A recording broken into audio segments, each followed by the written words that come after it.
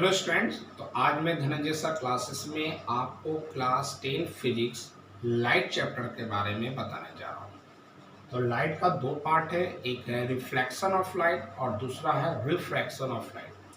तो सबसे पहले हम इंट्रोडक्शन ऑफ लाइट के बारे में आते हैं कि लाइट क्या है, उसका नेचर क्या है, वह किस तरह वह ट्रैवल करता है, उसके लिए क्या मीडियम की आवश्यकता होती है कि नहीं, उसके बारे में हम डिस्कस करें। तो सबसे पहले लाइट क्या है? तो it is a form of energy. Light जो है, लाइट एनर्जी एक क्या है? एनर्जी का एक फॉर्म है विच इनेबल अस, जो हमें एबल बनाता है, सक्षम बनाता है क्या? तो किसी भी ऑब्जेक्ट को देखने के लिए। आप देखते हो रात के समय में हर तरफ अंधेरा रहता है। रूम में एक बल्ब को जैसे ही हम ग्लो कर देते हैं, रूम के अंदर जितने भी ऑब्जेक्ट होते हैं वो हमें दिखने लगते हैं। तो डैट मीन्स अगर वह लाइट को हम ग्लो नहीं करेंगे, उस बल्ब को ग्लो नहीं करेंगे, तो उस रूम में जितने भी ऑब्जेक्ट है वह सब डार्क में रहेगा, अंधेरा में रहेगा, उसको हम नहीं देख सकते। तो जैसे ही स्विच ऑन करते हैं, बल्ब ग्लो करता है, उस रूम के सारे चीज हमें दिखने लगते हैं।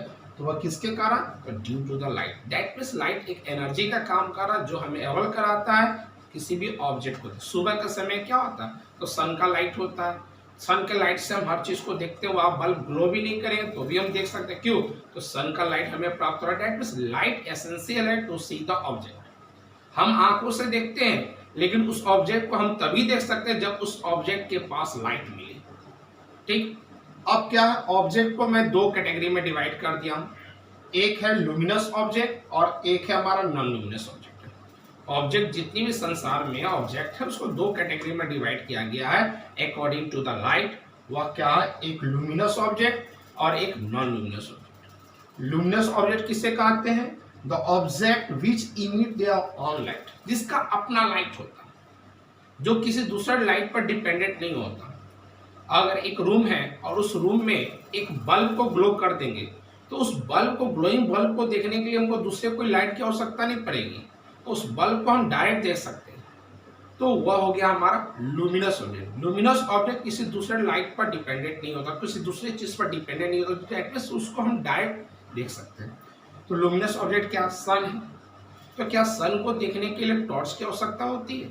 नहीं हो सकती। ऑटोमेटिक सन हमें दिखता है। क्यों? क्योंकि उसके पास अपना लाइट होता है। उसी तरह स्टार है, आप डार्क नाइट में भी देखते हो स्टार नजर आते हैं, क्योंकि उसका अपना लाइट है।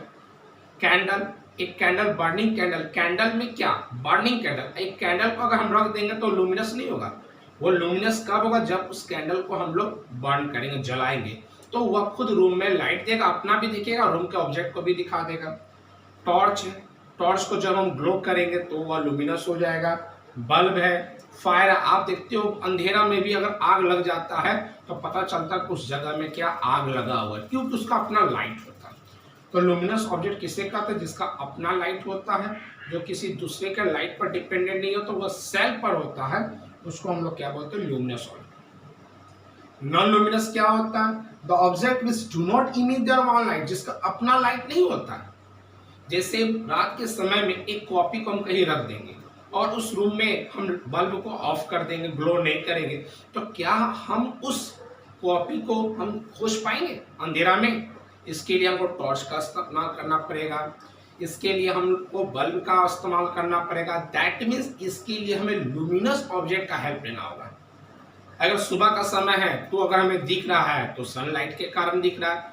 तो लुमिनस ऑब्जेक्ट जो है वह वैसे ऑब्जेक्ट को बोलते हैं जिसका अपना लाइट नहीं होता है, किसी दूसरे पर डिपेंडेंट होता है, किसी लुमिनस ऑब्जेक्ट पर डिपेंड होता है, उसको हम लोग क्या बोलते हैं? Non luminous. एग्जांपल मैंने फ्लावर, फूल लिख दिया, चेयर लिख दिया। रात के समय में आप बागीचा में, गार्डन में फूल है और लाइट नहीं लगा हुआ, रात के समय तो सनलाइट भी नहीं होगा, तो क्या हमें बल्ब नजर आएगा? क्या हमें फ्लावर नजर आएगा? अगर हम टॉर्च को या बल्ब को जला देंगे तो वो फ्लावर नजर आएगा। तो दैट मीन्स फ्लावर को, चेयर को, टेबल को, मिरर, ये सारा चीज को देखने के लिए, अगर डार्क रूम है तो इस चीज को देखने के लिए हमें क्या चाहिए? तो बल्ब की आवश्यकता होगी, टॉर्च की आवश्यकता होगी। दैट मीन्स वह सारे क्या? लुमिनस। मैंने बार बार बोला dark room, that means sunlight नहीं है, उस कंडीशन में अंधेरा होगा तो क्या चीज का? तो लाइट का आवश्यकता पड़ेगा। लाइट में किस तरह? बल्ब का, टॉर्च का। लेकिन सुबह के समय में दिख जा रहा, क्यों? क्योंकि सन का लाइट मेरा कहीं ना कहीं से लाइट जो है और लुमिनस ऑब्जेक्ट जो है वह नॉन लुमिनस पर आ रहा तो ही हमें एबल करा रहा। We can see the non luminous, हम लोग लुमिनस को डायरेक्ट देखते हैं। एक बल्ब अगर ग्लो करता है तो उस डायरेक्ट हम बल्ब को देखते हैं तो वो हमें प्राप्त हो जाता लाइट और हम उसको देख लेते क्योंकि लुमिनस का अपना ऑब्जेक्ट है। लेकिन नॉन लुमिनस क्या होता है? We can see the non luminous object because they reflect light. मान लेते हैं ये ब्लैक बोर्ड है, तो ये ब्लैक बोर्ड क्या होता है? नॉन लुमिनस है, क्योंकि अगर रात का समय रहेगा हम बल्ब को ऑफ कर दें तो ये ब्लैक बोर्ड भी नहीं दिखेगा। लेकिन अब ये दिख क्यों रहा है? तो कहीं ना कहीं से बल्ब का लाइट, कहीं ना कहीं से सन का लाइट इसके ऊपर में फॉल कर, लाइट जो आ रहा है वह इसके ऊपर में फॉल कर, और फॉल करने के बाद रिटर्न जो आ रहा इसको हम लोग बोलते हैं रिफ्लेक्टेड लाइट। लुमिनस ऑब्जेक्ट जितने होता है वो डायरेक्ट उसका इंसिडेंट ही हमारे पास आता है, वो रिफ्लेक्ट होकर नहीं आता, डायरेक्ट आता है, इंसिडेंट फॉर्म आता। लेकिन नॉन लुमिनस जो होता उसका इंसिडेंट रे कहां से होता? तो लुमिनस से नॉन लुमिनस के पास इंसिडेंट होता है, और after striking on the non luminous ये रिटर्न बैक आता है और वह रिफ्लेक्टेड रे हमारे पास आता है, तो हम नॉन लुमिनस ऑब्जेक्ट को देख सकते हैं। यहां लिखा भी है कि वह रे कहां से मिलता है? Received from a luminous object, और स्ट्राइक करके जब हमारे आईज के पास पहुंचता है तो हम देख सकते हैं। अब देखिए लाइट जो होता है वह ट्रैवल करता हमेशा स्ट्रेट में, हमेशा स्ट्रेट पाथ। आप देखते हो नदी तालाब, नदी होता है या पानी होता है, तो जब वो फ्लो करता है, जब वो तो रास्ता में अगर कुछ पत्थर या कुछ भी होता है तो रास्ता को चेंज करके चला जाता है। लेकिन लाइट जो होता है वो हमेशा travel in a straight path, और यही कारण होता है कि हमारा शैडो होता है। आप देखते हो कि आपका एक पेड़ है, उसका भी शैडो बना, क्यों? क्योंकि लाइट जब पेड़ के ऊपर में फॉल कर रहा है तो उसके अपोजिट साइड में लाइट पेड़ को आपको पार नहीं कर पा रहा है, वह बैंड होकर लाइट नहीं जा पा रहा है, जिसके कारण जितना बड़ा पेड़ होता है उसके हिसाब से वह शैडो बनता है। ये नहीं है कि जितना बड़ा पेड़ है उतने बड़ा ही शैडो, बड़ा भी बन सकता है और छोटा भी बन सकता है, वो डिपेंड करता है कि लाइट उसके ऊपर में किस तरह फॉल कर रहा है। हमेशा याद रखना शैडो कहाँ बनता है। तो मान लेते हैं कि ये मेरा कोई ऑब्जेक्ट है और सन का लाइट अगर इधर है तो शैडो हमेशा बैक साइड बनेगा, मतलब ऑब्जेक्ट बीच में रहेगा, एक साइड सन है तो सन के अपोजिट साइड में ही आपका शैडो बनेगा। अब यहां पर लिखा हुआ कि light has a dual nature. आप देखते हो मोबाइल सिम में भी, आजकल मोबाइल में भी हम डुअल सिम रखते हैं। डुअल सिम का मतलब क्या है? एक ही मोबाइल में दो सिम। तो यहाँ भी है लाइट का भी दो नेचर होता है, इसलिए लिखा हुआ डुअल नेचर, मतलब दो नेचर होता है। क्या है? तो एक वेव थ्योरी ऑफ लाइट होता है और दूसरा क्या होता है? Particle theory of light. Wave theory of light क्या होता है? तो वेव थ्योरी ऑफ लाइट में लाइट जो है कंसिस्ट ऑफ इलेक्ट्रोमैग्नेटिक वेव्स, जिसको ट्रैवल करने के लिए कोई मीडियम की आवश्यकता नहीं होती। आप देखते हो पाइप कनेक्शन करते हैं, पानी को एक जगह से दूसरे जगह पहुंचाने के लिए पाइप का यूज करते हैं, तो पाइप के माध्यम से पानी one place to another place जाता है। लेकिन क्या देखिए हो क्या लाइट को one place to another place लाने के लिए भी पाइप कनेक्शन करते हैं। तो लाइट को one place to another place जाने के लिए कोई मीडियम की आवश्यकता नहीं हो सकती है। वह मीडियम क्या है? या तो सॉलिड, या तो लिक्विड, या तो गैस। बिना कोई मीडियम के light one place to another place travel करता है, इसलिए हम लाइट को वेव थ्योरी ऑफ लाइट बोला जाता है, क्योंकि बिना कोई मीडियम के ये one place to another place वह ट्रैवल करता है। प्रोपेगेशन का मतलब क्या होता है? Movement from one place to another, one place to another place जाने के लिए इसी कोई भी मीडियम की आवश्यकता नहीं पड़ती है, इसलिए लाइट का पहला जो नेचर होता है वह वेव थ्योरी ऑफ लाइट होता है। पार्टिकल थ्योरी ऑफ लाइट का मतलब है कि लाइट जो होते हैं वह छोटे छोटे पार्टिकल से मिलकर बने रहते हैं और वह हमेशा स्ट्रेट लाइन में ट्रैवल करता है और बहुत ही फास्ट। लाइट का जो स्पीड होता है वह 3 × 10⁸ मीटर पर सेकंड, 3 × 10⁸ मीटर पर सेकंड, मतलब एक सेकंड में 3 लाख किलोमीटर का डिस्टेंस ट्रेवल करता है। इतना फास्ट ट्रेवल करता है इन एयर। और लाइट जो एलिमेंट्री पार्टिकल, जो स्मॉलेस्ट पार्टिकल जो है, जो लाइट को डिफाइन करता है, लाइट का जब सबसे स्मॉलेस्ट पार्टिकल जो होता है उसको हम लोग क्या बोलते हैं? फोटॉन। तो ये जो रहा हमारा इंट्रोडक्शन ऑफ लाइट। अब आएंगे हमारा नेक्स्ट टॉपिक जो है वह रिफ्लेक्शन क्या है, रिफ्लेक्शन ऑफ लाइट क्या है, इसके बारे में। तो अब आते हैं रिफ्लेक्शन ऑफ लाइट क्या है। तो रिफ्लेक्शन ऑफ लाइट क्या है? The process of sending back of the light rays which falls on the surface of an object is called reflection of light। मान लेते हैं कि ये हमारा एक सरफेस है और इस सरफेस के ऊपर में अगर ये जाकर स्ट्राइक करेगा तो ये लाइन जो जाकर स्ट्राइक किया ये हमारा रिफ्लेक्टेड नहीं हुआ। स्ट्राइक होने के बाद ये जब रिटर्न आएगा, आप एक बॉल को लेकर ग्राउंड में जब फेंकते हो तो ग्राउंड में स्ट्राइक करने के बाद जब वो रिटर्न बैक करता है उसको हम लोग क्या बोलते हैं, रिफ्लेक्टेड है। अगर इस मार्कर को हम ब्लैक बोर्ड पर हिट करेंगे तो ब्लैक बोर्ड पर हिट करने के बाद ये रिटर्न बैक आ जाएगा, तो उसको हम लोग, उस रे को हम लोग क्या बोलते हैं, इंसिडेंट रे। और रे क्यों बोला गया, क्योंकि लाइट है, लाइट ट्रेवल हमेशा स्ट्रेट पाथ में होता है तो स्ट्रेट लाइन बनाता है, इसलिए हम वहां पर रे बोल सकते हैं। तो रिफ्लेक्शन ऑफ लाइट क्या है, द प्रोसेस, वह प्रोसेस जिसमें हमारा लाइट रे जो है जब वो किसी सरफेस पर स्ट्राइक करता है तो स्ट्राइक करने के बाद वो जब रिटर्न आ जाता है तो उस प्रोसेस को हम लोग क्या बोलते हैं, रिफ्लेक्शन ऑफ लाइट। अब क्या है, तो रिफ्लेक्शन सबसे अच्छा कब होगा, तो रिफ्लेक्शन सबसे अच्छा तभी हो सकता है जब हमारा जो सरफेस हो वह कैसा होना चाहिए, तो पॉलिश्ड होना चाहिए। आप देखते हो मिरर का जो बैक भाग जब पॉलिश किया हुआ रहता है तो हमारा उसमें चेहरा पूरा क्लीन नजर आता है। तो सरफेस कैसा होना चाहिए, तो उसका बैक भाग जो होना चाहिए वह पॉलिश्ड होना चाहिए।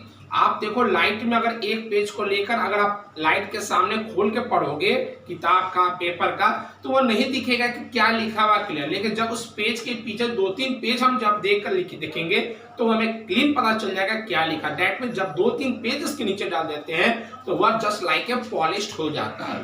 तो यहाँ लिखा है the object having the polished shining, shine मतलब चमकना, shining surface reflect more light as compare to the unpolish, जो पॉलिश न हो, जो डल सरफेस हो, जिसमें चमक न हो, उससे ज्यादा रिफ्लेक्ट कब करता है, जब हमारा सरफेस कैसा होना चाहिए, तो पॉलिश्ड होना चाहिए। सरफेस कैसा होना चाहिए, तो शाइनिंग करना, चमक रहा है तो वह, तो मिरर देखते हो, मिरर क्या होता है, तो मिरर का जो बैक भाग होता है पॉलिश्ड होता है, उसका जो सरफेस कैसा होता है, शाइनिंग होता है, और सन के लाइट के सामने अगर रख देंगे तो वह क्या देगा, रिफ्लेक्ट ज्यादा लाइट करेगा।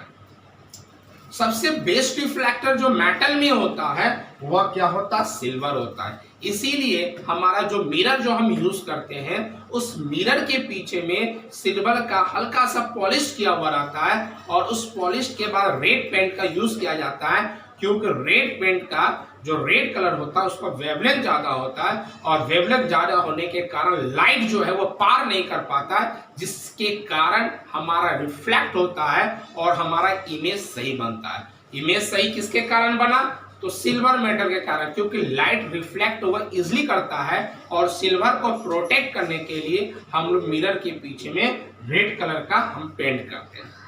तो यहाँ मैं आपको रिफ्लेक्शन ऑफ लाइट से रिलेटेड में एक फिगर बनाया हूँ।